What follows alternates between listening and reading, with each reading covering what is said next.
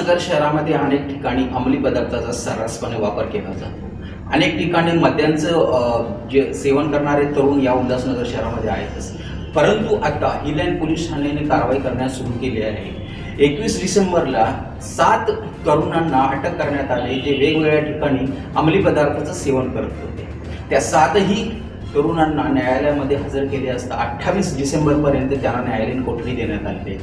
सदर जो प्रकार घडला होता ज्यामध्ये हिलँड पोलीस ठाण्याचं सर्वोत्तम कार्य त्यांनी केलेलं आहे आणि आता जे काही तरुण आहेत जे अंमली पदार्थाचा वापर करत असतील, सेवन करत असतील, त्यांच्यावरती आता कडक कारवाई होणार आहे असं दाखवून दिलेलं आहे। सदर जी कारवाई केली गेली त्याबद्दल सांगताना हिलँड पोलीस ठाण्याचे क्राईम PI पोपट कराडकर यांनी दिलेली ही माहिती आहे।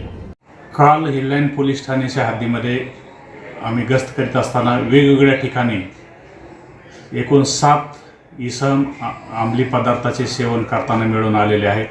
त्यांना पोलीस ठाण्यास आणून त्यांच्यावरती NDPS ॲक्टनुसार गुन्हा दाखल केलेले आहेत। त्यांना न्यायालयासमक्ष आज रिमांडकामी हजर केले। न्यायालयाने त्यांना 28 तारखेपर्यंत न्यायालयीन कोठडी सुनावलेली आहे।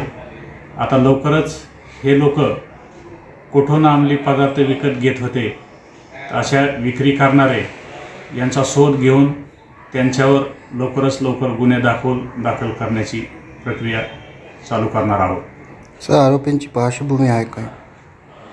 आरोपीची पार्श्वभूमी त्यांच्यावर अभिलेख तपासला, त्यांच्या विरुद्ध कुठलेही गुन्हे असे दिसून येत नाहीत, परंतु ते नशा करण्याचा त्यांचा उद्देश असावा। सदर ही कारवाईची जी पडसाद आहे आता संपूर्ण उल्हासनगरमधील प्रत्येक ठाण्यामध्ये केली जाणार आहे, याबद्दल आता कुठलीही शंका राहत नाही।